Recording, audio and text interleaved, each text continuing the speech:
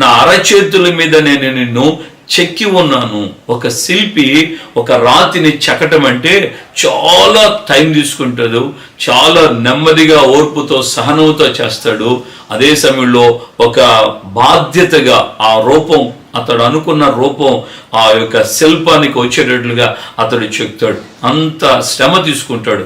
అలాగే దేవుడు కూడా నిన్ను ప్రత్యేకించి జనములను గురించి జనసమూహమా మిమ్మలను అని అనలేదు, వ్యక్తిగతంగా చెప్తున్నాడు.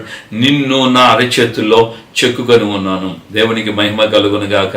హల్లెలూయా. నా ప్రియమైనటువంటి దేవుని బిడ్డలారా, నీ వ్యక్తిగత జీవితంలో దేవుడు నిన్ను ఈ విధంగా బాధ్యత కలిగి, మనకు దేవుడు ఈ సంవత్సరం అనుగ్రహించిన ఆ పాటలో కూడా ఆ మాట ఉంది కదా. సో భారము భరించి బాధ్యతగా నిలిచాడు. ఇది నేను నా యొక్క సొంత ఆలోచనలతో నేను రాయలేదు, పరిశుద్ధాత్మ దేవుడు జ్ఞాపకం చేసిన మాటే. బాష్ప బిందువులన్నీ